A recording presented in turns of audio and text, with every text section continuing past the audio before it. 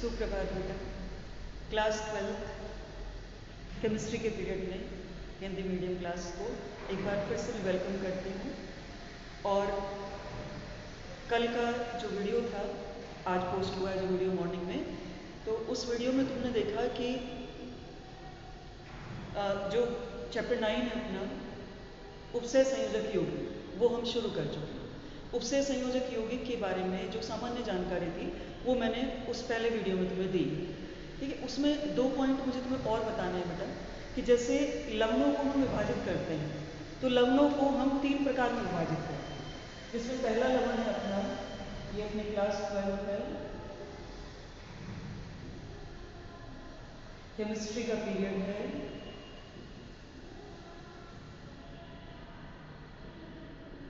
Hindi medium और chapter अपना 9 चल रहा है उपसय संयोजक यौगिक।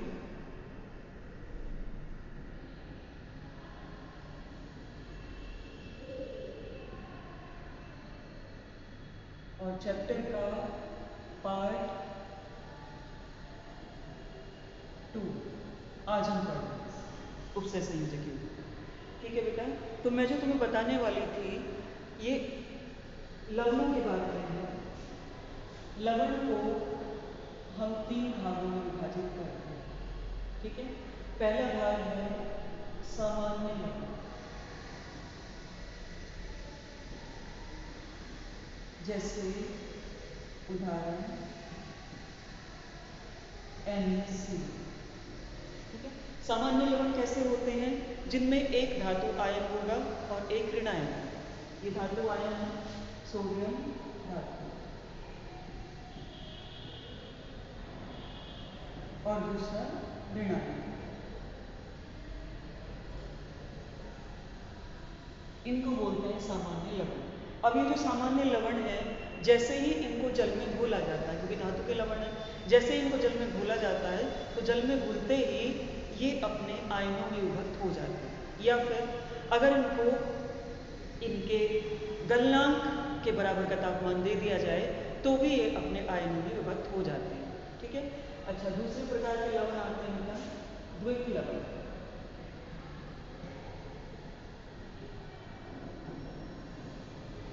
द्विक लवण को इंग्लिश में बोलते हैं डबल सॉल्ट। जैसे नाम से ही पता चल रहा है, इंग्लिश में मैं लिख देती हूँ डबल सॉल्ट। ठीक है, नाम से ही पता चल रहा है कि जो डबल सॉल्ट है उसमें 2 कैटायन होंगे।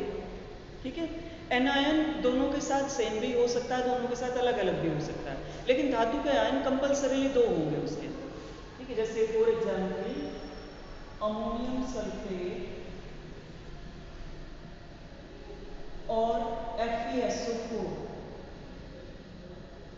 फेरस सल्फेट, इन दोनों के मिलने से एक लवण बनता है NH4 whole twice SO4 into FeSO4 into 24H2O।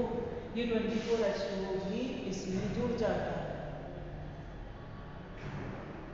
ठीक है, और इस लवण को तुम पहचानते हो, अगर नहीं पहचानते तो मैं याद दिला देती हूँ तुम्हें, ये मोहर का लवण है जो FAS का विलयन पिछले साल तुमने अपना टाइट्रेशन करने के लिए, अनुमापन करने के लिए प्रयोग में लाया था। ये वही लवण है। ठीक है, इसको हम बोलते हैं मोहर का लवण, नाम है इसका मोहर का लवण।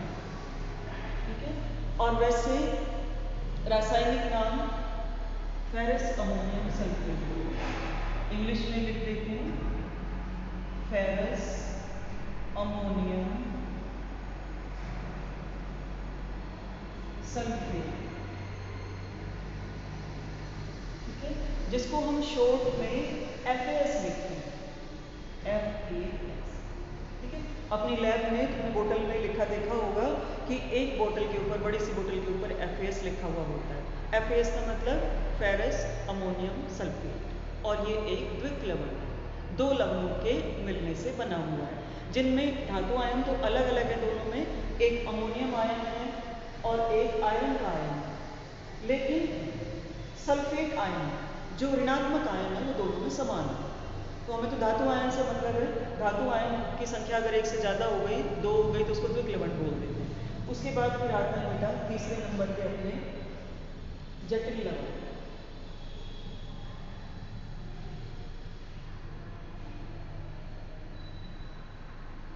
इन जटिल लवणों को ही उपसय संयोजक यौगिक भी कहते हैं। उपसय संयोजक यौगिक इन्हीं का नाम है, ठीक है। और इसके उदाहरण मैं तुम्हें बता भी चुकी हूँ, और अभी बोर्ड पे भी काफ़ी सारे लिखे हुए उदाहरण, क्योंकि आज हमें इन उपसय संयोजक यौगिकों में या इन जटिल लवणों में जो धातु है, डी ब्लॉक के तत्व की जो धातु है, उसकी ऑक्सीकरण संख्या ज्ञात करना सीखना है। ये हमें आज पढ़ना है। उपसय संयोजक यौगिक उदाहरण, एक उदाहरण लिख देती हूँ यहाँ पर, जैसे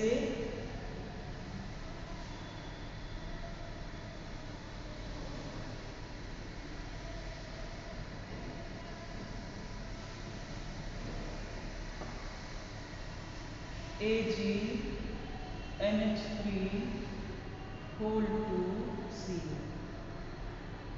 ठीक है। इसका नाम, ये इसका नाम क्या हुआ, डाइअमीन सिल्वर क्लोराइड। डाइअमीन सिल्वर क्लोराइड, ये मैंने एक उदाहरण लिख दिया, वैसे उदाहरण पहले भी आ चुका है। अच्छा, अब इसके बाद बेटा आज का जो अपना टॉपिक है, ये जो उपसय संयोजक यौगिक है, क्योंकि हमने मूलतः यही पढ़ने, जो ये पहले वाले दो लवण आए थे, ये तो हम पहले पढ़ चुके हैं, हमें यही पढ़ना। इन उपसय संयोजक यौगिकों में जो धातु आयन उपस्थित होता है, कौन सा धातु आयन, डी ब्लॉक की या एफ ब्लॉक की जो धातु है, विशेष रूप से डी ब्लॉक वाला ही तुम्हारे कोर्स में। तो डी ब्लॉक की धातु का जो आयन होता है, उस धातु की संयोजकता ज्ञात करना या उस धातु की ऑक्सीकरण संख्या ज्ञात करना, ये हमारा आज का टॉपिक है, ठीक है। मैं यहाँ पर लिख रही हूँ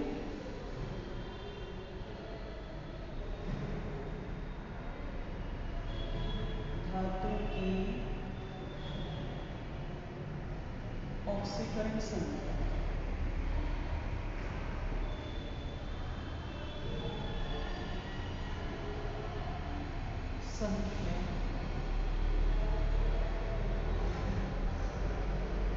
ज्ञात करो, ठीक है।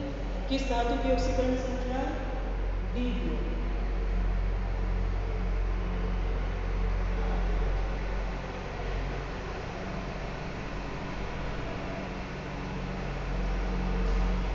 इसकी ऑक्सीकरण संख्या हमें ज्ञात करनी है, ठीक है। ज्ञात करने के लिए बेटा मैंने एक उदाहरण बोर्ड पे लिखा हुआ है और मैं इसी उदाहरण से आगे बढ़ूंगा।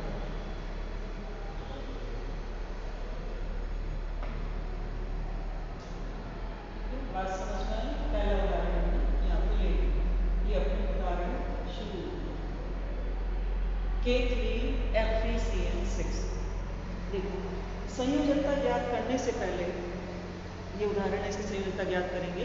आयरन की अंडरलाइन किया हुआ है, आयरन की संयोजकता में ज्ञात करनी है। ज्ञात करने से पहले थोड़ा सा 11th का भाग तुम्हें वापस से याद दिला देती हूँ, क्योंकि ये चीज़ें हमें पहले से पता होनी जरूरी है संयोजकता ज्ञात करने से। देखो 11th में तुमने क्या पढ़ा था कि हाइड्रोजन की जो ऑक्सीकरण अवस्था है, की ऑक्सीकरण नंबर बराबर +1, ऑक्सीजन का जो ऑक्सीकरण अंक है वो -2, ठीक है। और अगर कोई आयन है का ऑक्सीकरण अंक बराबर आवेश, उसके आवेश के बराबर होता है, किसी आयन का ऑक्सीकरण अंक उसके आवेश के बराबर होता है। एक और चीज, जो अपने उदासीन अणु अगर लगे हुए हैं किसी डी ब्लॉक की धातु के साथ, जैसे उदासीन अणु कौन कौन से,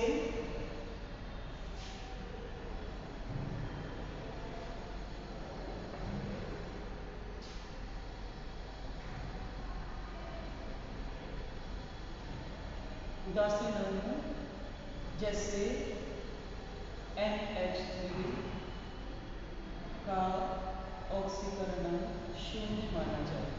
ठीक है, H2O ऑक्सीकरण अंक 0 माना जाए। कार्बन मोनोऑक्साइड का ऑक्सीकरण अंक 0 माना जाए। ये बात समझ में आई। अगर कोई उदासीन अणु लगा हुआ है लिगेंड के रूप में धातु के साथ, डी ब्लॉक की धातु के साथ, तो उसका ऑक्सीकरण अंक 0 लिया जाता है, भले उसका नंबर कितना भी, उसकी संख्या कितनी भी हो, 0 से उतनी ही बार उसको गुणा कर देते हैं। दूसरा, किसी आयन का जो ऑक्सीकरण अंक है वो धातु के साथ लिगेंड के रूप में जुड़ा हुआ है या धातु से अलग से जुड़ा हुआ है, उसका ऑक्सीकरण अंक उसके आवेश के बराबर माना जाता है।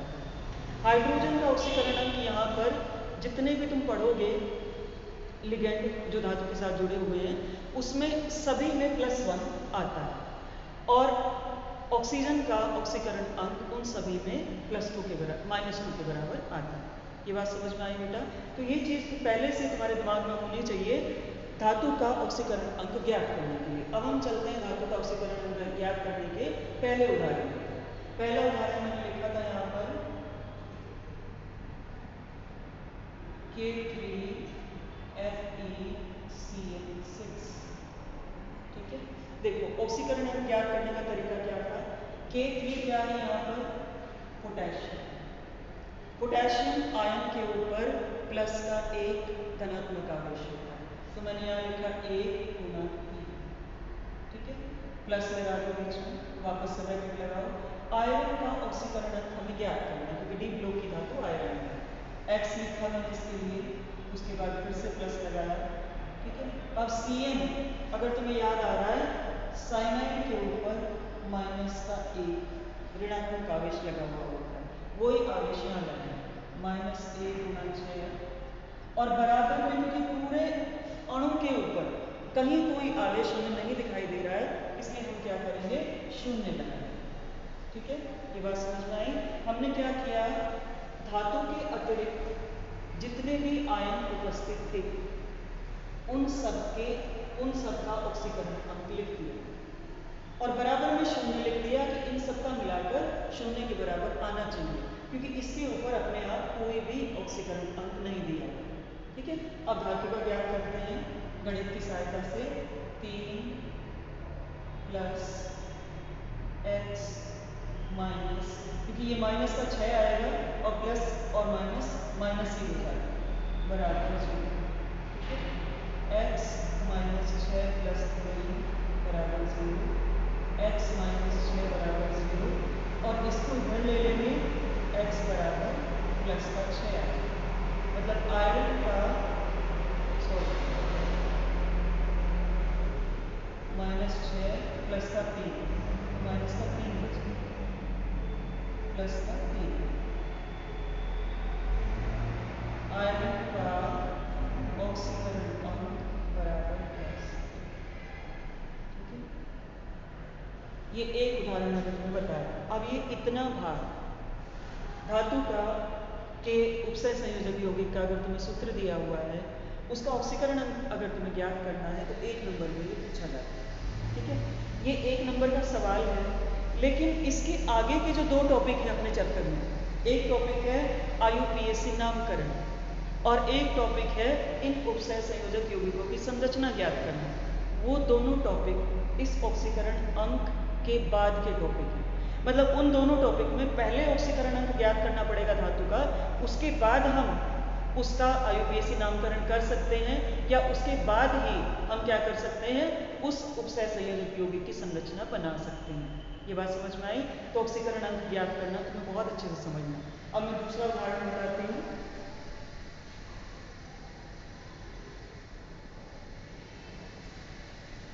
हाँ, दूसरे उदाहरण में बेटा मैं इसी का ही दूसरा लवण ले रही हूँ, सेकेंड K4FeCl6। ठीक है, यहाँ भी आयरन का ज्ञात करना है, यहाँ भी आयरन का ज्ञात करना है।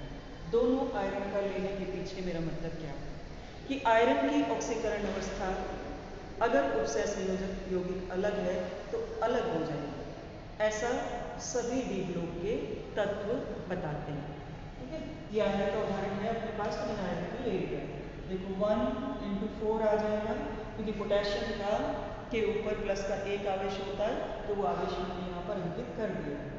प्लस आयरन का हमें निकालना है, प्लस एक Cl के ऊपर माइनस का आवेश होता है, तो -1 × 6 और बराबर 0। ये बात आई समझ में? अब इसके बाद आओ बेटा, 4 को 1 से गुणा किया, 4 जमा x -6 बराबर 0। देखो प्लस का 4 है, माइनस का 6 है, माइनस का 2 हमारे पास बचेगा, तो x -2 बराबर 0। और x अगर ये 2 इधर आ जाएगा तो प्लस में बदल जाएगा, +2। ठीक है, मैं क्या लिख सकती हूँ इसको? आयरन का ऑक्सीकरण अंक बराबर +2। ये अपना उत्तर है। ये बात समझ में आ गई? ठीक है, देखो आयरन का K3FeCN6 में ऑक्सीकरण अंक 3 आया, K4FeCN6 में ऑक्सीकरण अंक 2 आया। अब इसके बाद मैं बताती हूँ तुम्हें, एक धनायन का निकालना बताती हूँ, एक ऋणायन का निकालना बताती हूँ। ठीक है, उसके बाद मैं पूरी लिस्टिंग कर दूंगी, और जो मैं लिस्ट में लिखूंगी वो तुम्हारी बुक में आए हुए सभी यौगिक या आयन होंगे, और उन सबका ऑक्सीकरण अंक तुम्हें ज्ञात करके देखना है। ठीक है, इसके बाद हम आते हैं आयन की तरफ। तीसरा उदाहरण,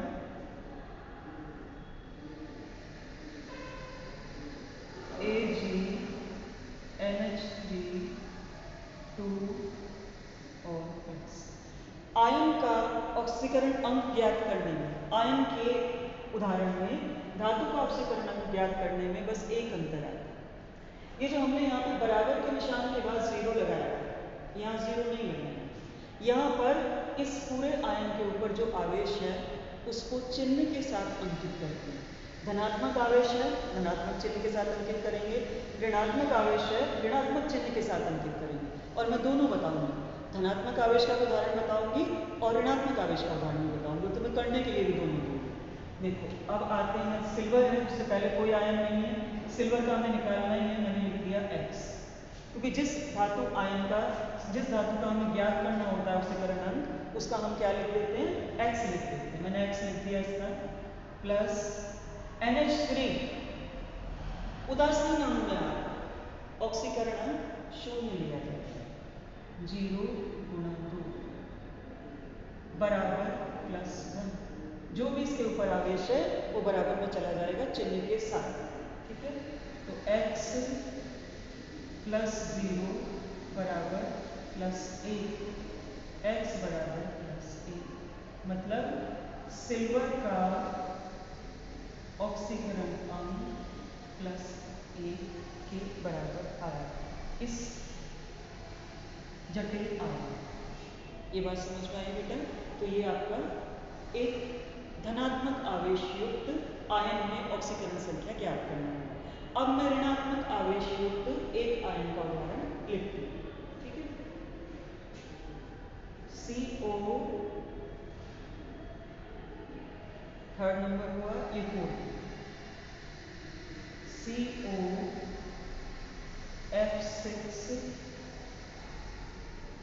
-3। पहले तो इसकी संरचना देखो आयन की, COF6 -3। यहाँ फ्लोरीन के साथ मैंने छोटा ब्रैकेट नहीं लगाया, जबकि मैंने तुम्हें लगाना सिखाया था, पर मैंने नहीं लगाया। कारण क्या है? जो फ्लोरीन है उसमें एक परमाणु एक आयन को बता रहा है, एक ही परमाणु एक आयन को बता रहा है, फ्लोराइड आयन को बता रहा है। ठीक है, इसमें कोई दूसरा इंग्लिश का अक्षर नहीं लिखा हुआ है, एक ही अक्षर है। तो इंग्लिश के एक अक्षर वाला कोई आयन या परमाणु अगर धातु के साथ जुड़ा होता है तो वहां हमें छोटा ब्रैकेट लगाने की जरूरत नहीं पड़ती। छोटा ब्रैकेट हम कब लगाते हैं? जब एक से ज्यादा अक्षर वाला कोई अणु जुड़ा हुआ हो या एक से ज्यादा अक्षर वाला कोई आयन जुड़ा हुआ हो, तभी हम छोटा ब्रैकेट लगाते हैं, नहीं तो नहीं लगाते। ठीक है, अब ऑक्सीकरण अंक ज्ञात करने की वही विधि है। ये कोबाल्ट है, CO का मैंने, क्योंकि इसी का ज्ञात करना है तो इसका मैंने ले लिया X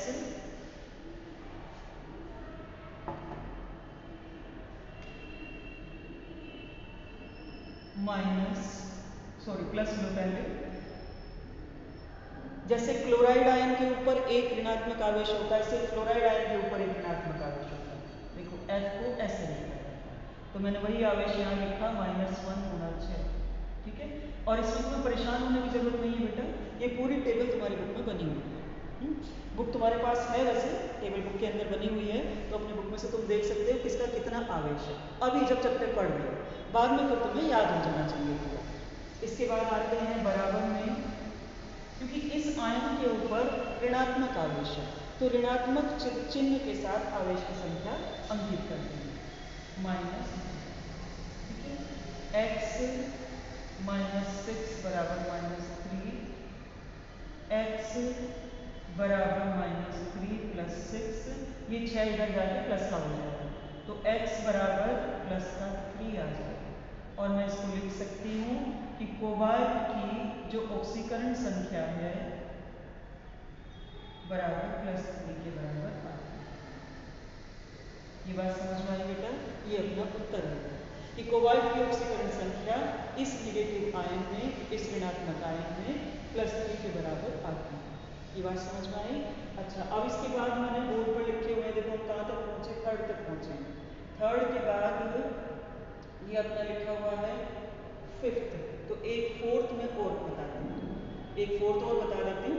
कार्बोनिल का एक यौगिक बता देती हूँ, ठीक है। कार्बोनिल का एक यौगिक देखो,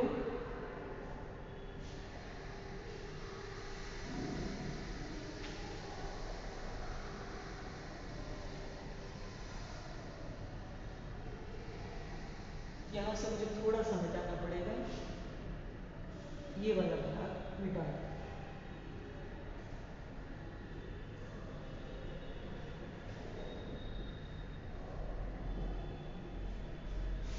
ठीक है। और इसकी जगह मैं ले लेती हूँ एक उदाहरण,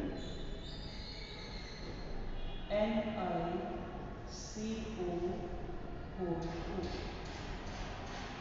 ठीक है।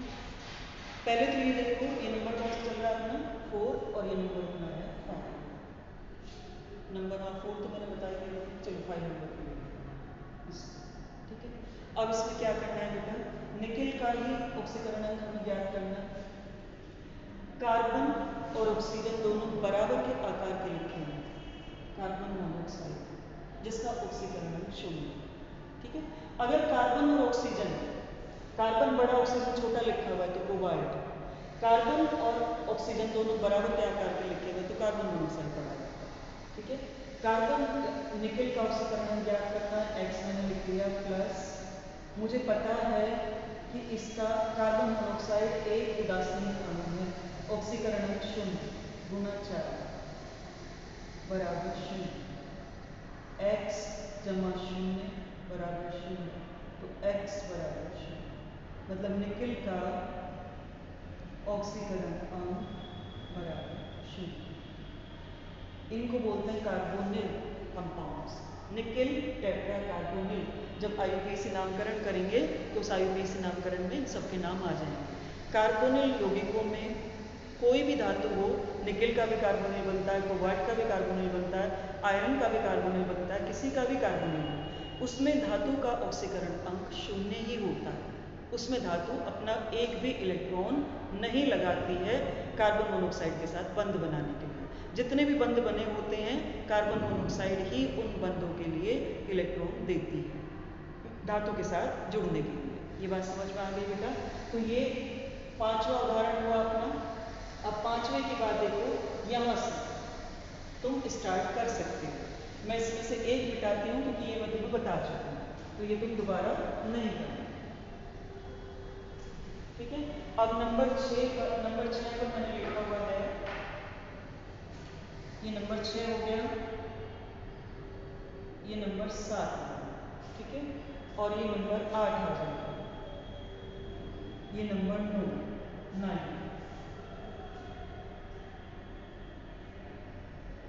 ये आया नंबर 9,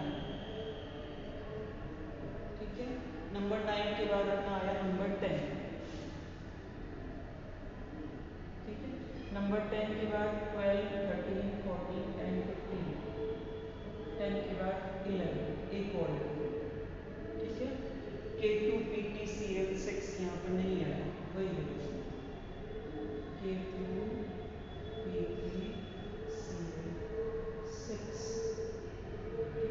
इसमें भी प्लेटिनम का ज्ञात करना है, यहाँ आयरन का ज्ञात करना है, यहाँ भी आयरन का ज्ञात करना है, निकल का ज्ञात करना है, कोबाल्ट का ज्ञात करना है, ठीक है, यहाँ कॉपर का ज्ञात करना है, प्लेटिनम का ज्ञात करना है, कोबाल्ट का ज्ञात करना है, यहाँ कोबाल्ट का ज्ञात करना है, ठीक है। CONH3 और इसके ऊपर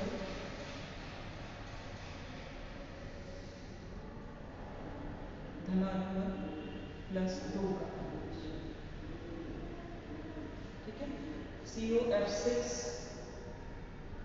-3, ये तो मैंने तुम्हें बताया ही था, COF6 -3 मैंने बताया था, मैं आपको बताया था। तो नंबर 9 पर कोई दूसरा व्यक्ति इसकी जगह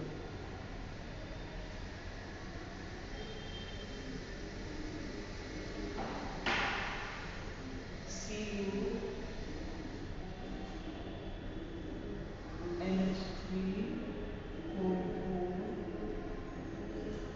और SO4, ठीक है, इसमें कॉपर का ज्ञात करना है, ठीक है। एक चीज और बताओ बेटा, जितने भी आयन हैं उन आयन के ऊपर जो भी आवेश होता है वो आवेश सीधे सीधे ऑक्सीकरण अंक के बराबर ले लिया जाता है। जैसे मेरा मतलब यहाँ सल्फेट से है, सल्फेट का ऑक्सीकरण अंक सल्फर और ऑक्सीजन का अलग अलग नहीं निकालना है, उसका सीधे सीधे तुम्हें -2 ले लेना है। यहाँ क्लोरीन लिखा हुआ है, एक क्लोराइड आयन का -1 लेना है, ठीक है।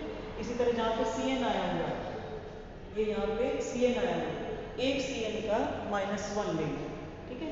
Cl आया हुआ है, एक Cl का -1 लेना, कार्बन मोनोऑक्साइड उसका 0 लेना, इसी तरह NH3 उसका भी 0 लेना, ठीक है। तो ये ऑक्सीकरण अंक तुम लोग ज्ञात करना।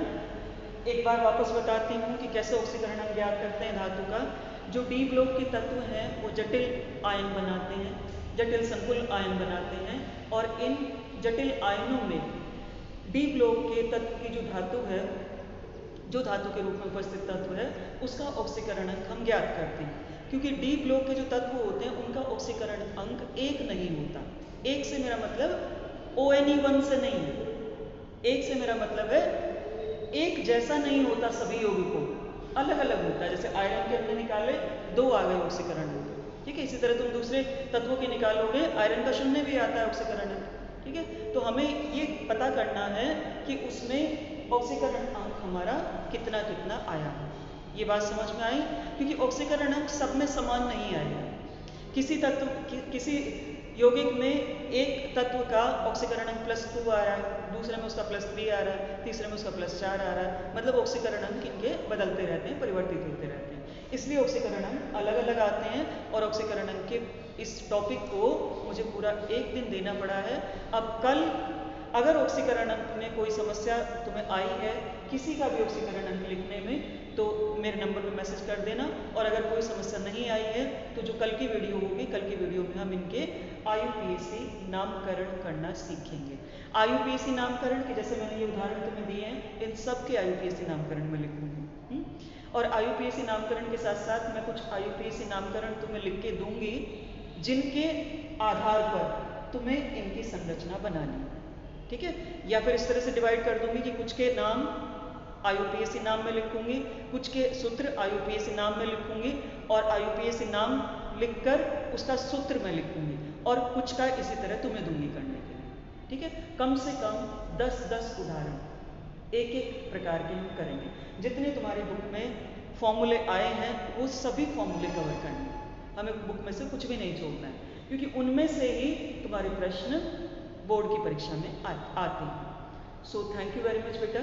कल फिर से एक नए टॉपिक के साथ इसी चैप्टर में मिलते हैं फिर से, और फिर से हम डिस्कस करेंगे IUPAC नामकरण उपसय संयोजक यौगिकों का। So thank you very much.